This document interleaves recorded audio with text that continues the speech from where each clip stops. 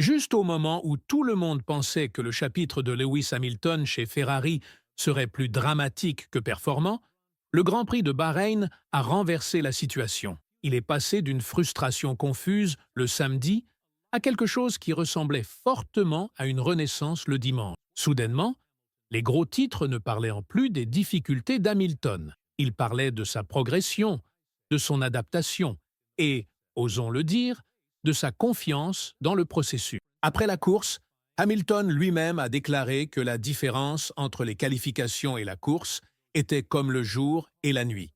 Mais que s'est-il passé exactement durant ces 24 heures pour provoquer un tel changement? Et cela pourrait-il être le début de quelque chose de bien plus grand qu'une simple 5e place? Revenons à samedi.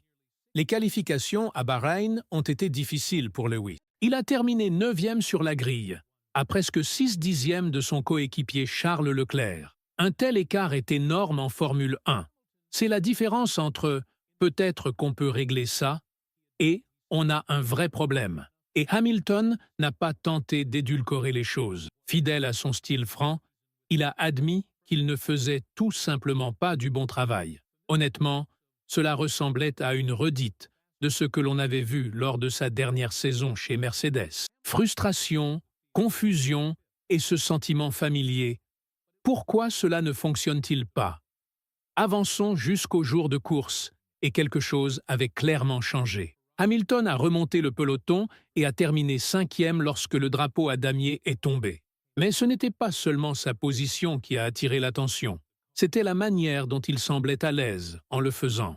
Pendant son relais central, lorsque Ferrari a effectué un double arrêt pour chausser les pneus médiums à ses deux pilotes, Hamilton s'est révélé. Dans ses propres mots, il s'est senti en phase avec la voiture. C'est très significatif. Ce n'était pas seulement un bon relais, c'était une percée.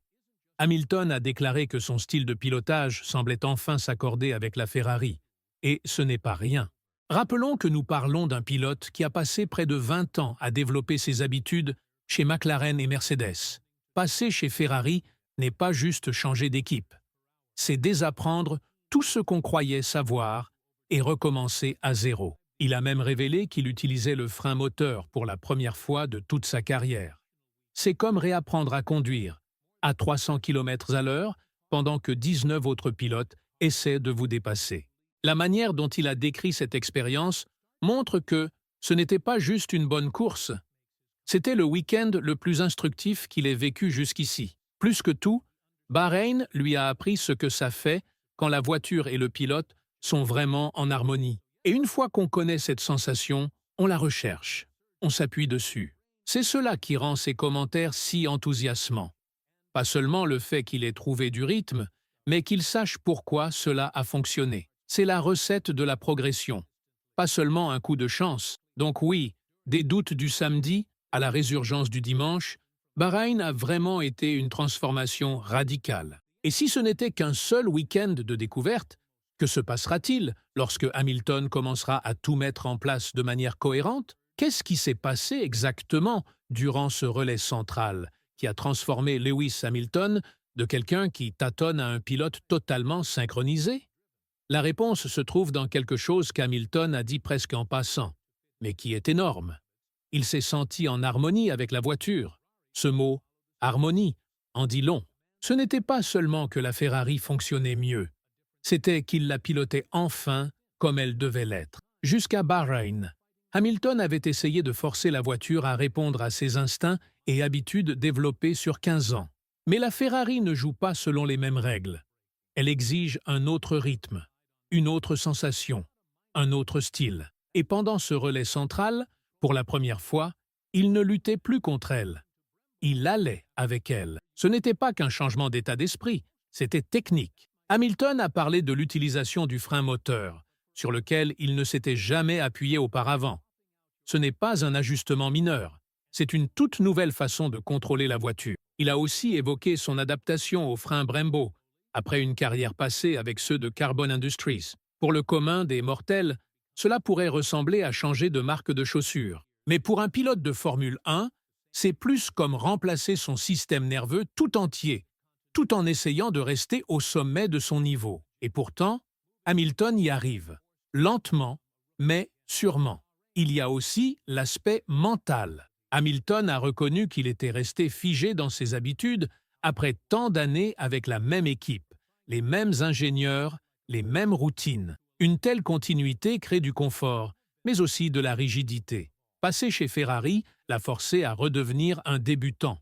Bahreïn a été le moment où il a accepté cette humilité et a dit « Très bien, je vais vraiment apprendre comment cela fonctionne. » Et ce changement, passer de vouloir que la Ferrari ressemble à une Mercedes à l'accepter comme une machine à part entière, a peut-être été la plus grande percée de toutes. Bahreïn n'a pas été seulement une question de meilleure gestion des pneus ou de tours plus propres.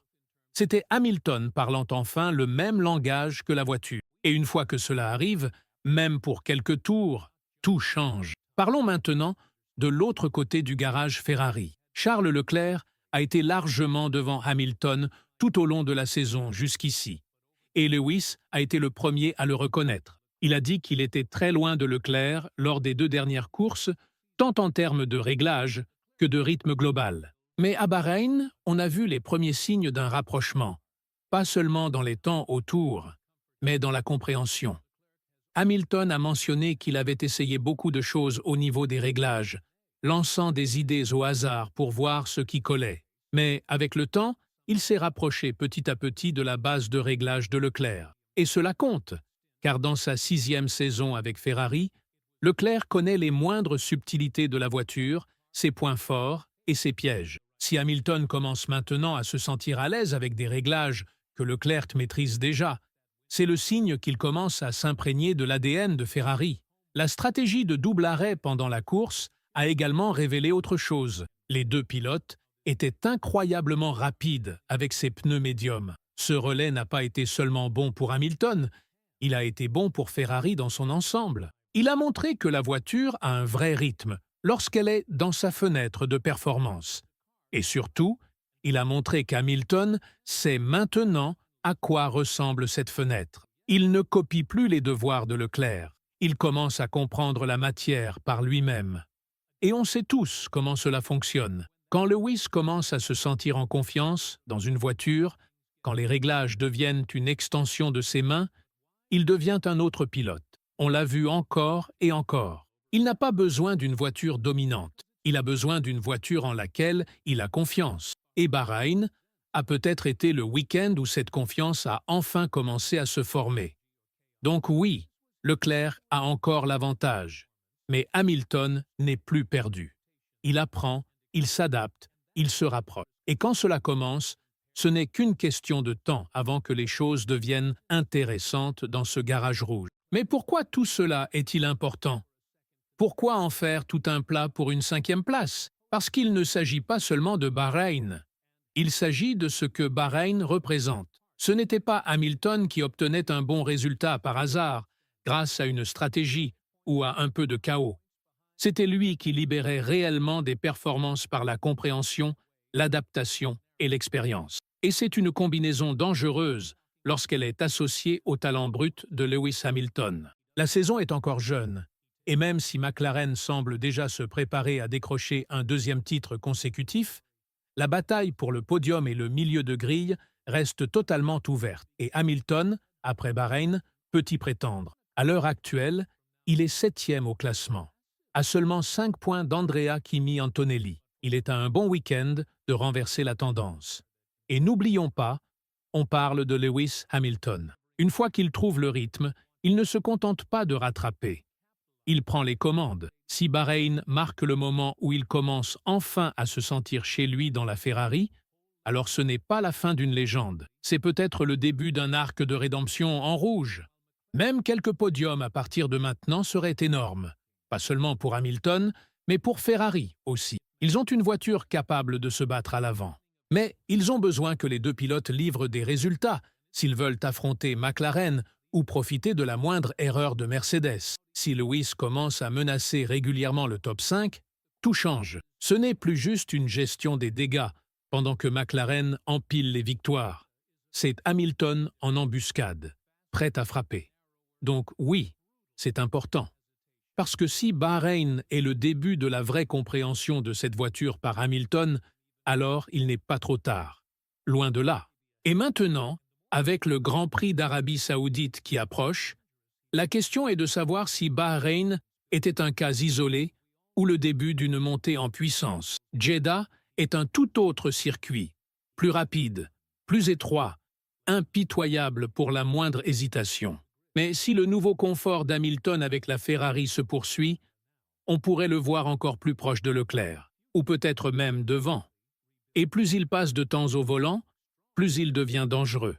Une confiance silencieuse est en train de naître sous la surface.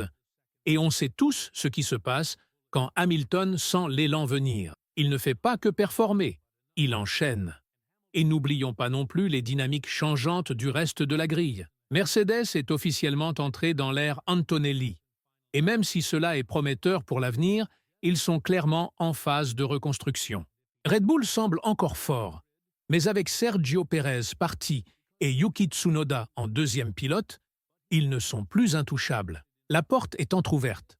Pas grande ouverte, mais juste assez. Et Hamilton sait comment la franchir. La saison est encore longue. Mais si Bahreïn a été le week-end où Lewis Hamilton a enfin percé le code Ferrari, alors Jeddah sera le moment de prouver que ce n'était pas un coup de chance. Et s'il y parvient, le reste du plateau ferait bien de regarder dans ses rétroviseurs, parce que le roi ne porte peut-être plus d'argent, mais il pourrait bien commencer son règne en rouge. Voilà. Lewis Hamilton est-il enfin en phase avec la Ferrari et plus dangereux que jamais cette saison? Bahreïn ne lui a peut-être pas offert de trophée, mais cela lui a donné quelque chose de bien plus précieux. La foi et la confiance, ce premier véritable aperçu de ce qui est possible en rouge. Et si ce relais central était un indice, le paddock devrait cesser de le traiter comme une légende sur le déclin et recommencer à le considérer comme une menace pour le podium. Le championnat n'est pas terminé. Il commence tout juste à devenir passionnant.